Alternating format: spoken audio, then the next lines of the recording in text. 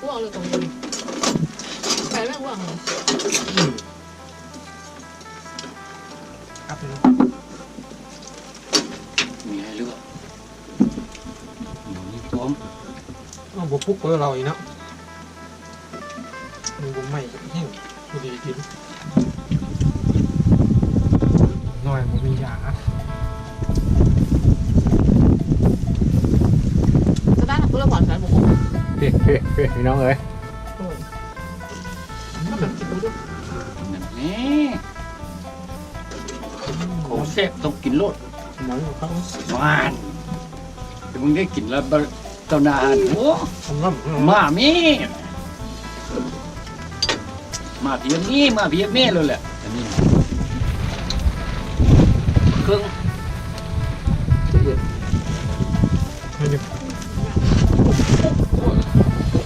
ไม่ขมจ่าอยู่ไหนเจ้าบุรีอ่ะอันนี้ว่ามันมักขมอันนี้ผมเริ่ม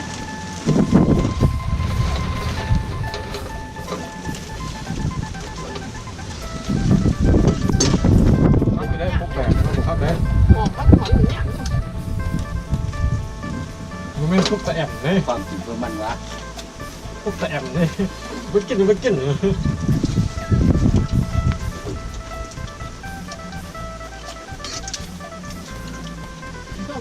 ย่างครับเลย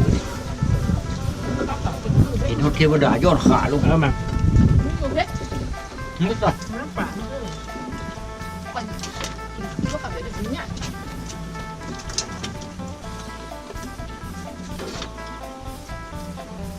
ครับ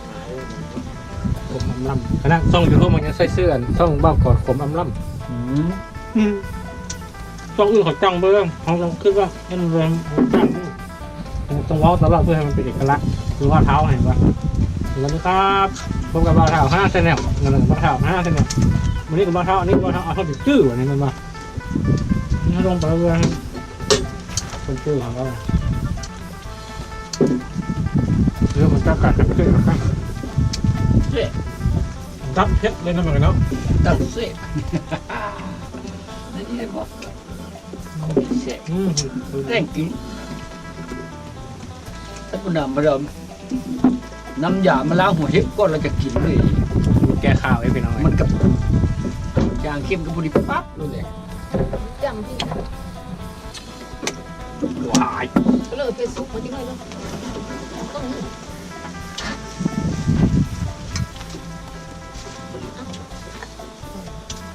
เดี๋ยวจะจำจะหน่อยค่ะ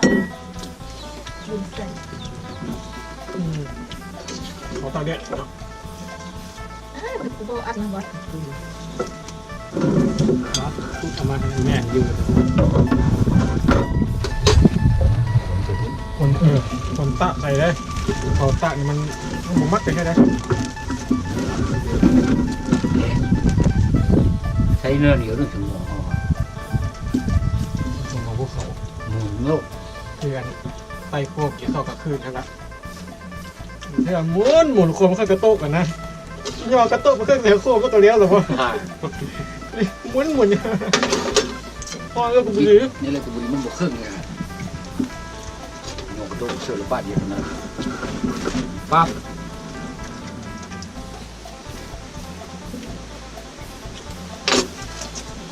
ไม่ถ่ายมันได้ยังอยู่ปลาละทิมเป็นจะเบ้าเท้าเบ้าจ่าเยอะบางทางต่างกองไปนั่นแหละนี่มั้ยเหมือนยังให้กองฮะสังเกตดูแม่มุมมันอ่ะมันจะจังหรือเปล่าปลาคอมันมีไม้เฉพาะได้โลนาขึ้นมา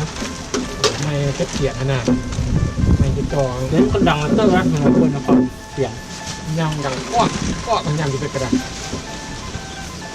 พ่อยังบุกเสื้อเราก็หักเสียงยำมาหักคนนั่งมันหลังมีอีนึงไม่เขาอยู่ใกล้เสียงยำกัดมาแตงกว่านะอันนั้นเสน่ห์ให้คนเบิ้งแล้วก็ยำเสียงดังให้มันอัดเสียงยำมันมาจังห้ามาเรื่องเขาตื้มเนี่ยกับเมียเรื่องบนยำมันเป็นเสียงกว้างนั่นนึกว่ามันบุกตากป้าการกระต่ายบุตรีกับขว้างจะว่าคมอ่ะมันตื้มให้ออกได้น้ำ ต้องทานพวกอย่างผมว่า ได้ผมมันเป็นโอเคแหละแต่ละนวดนะ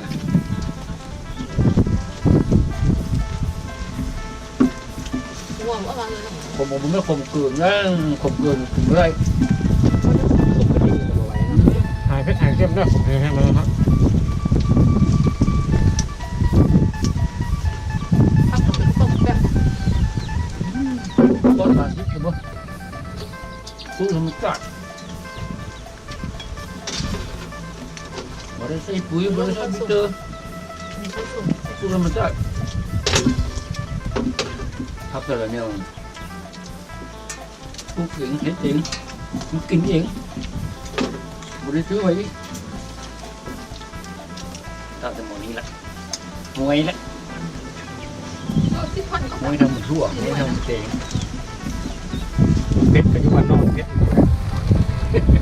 เพชรในเมืองในคำละนุ่ยคำละนุ่ย ก่อนมาเป็นตัว เมื มั อง นต้องสั่นก่อน ที่คุณตัวกับบุเพชรวะต้องกินคำเยอะมากก่อน มันก็ อันนี้กัดได้แต่สองได้แต่มากนึงได้แต่สองคำบรรลุลงมาหน่อยนึง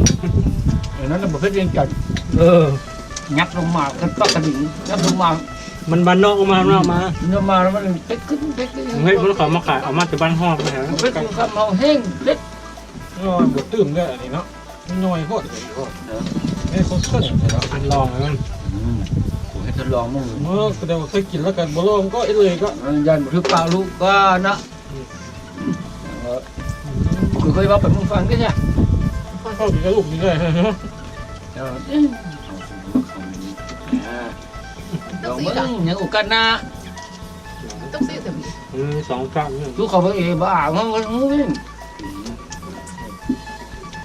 bà nó không có trái này gì không thằng coi là nó bóc kịp là ก็ติดทอดนะครับแล้วก็เอาติดในกระเป๋นะทอดเอา mà tao vậy mà thảm biết chung กระเป๋เขาหลบกับกระเนี้ยตายกระหมู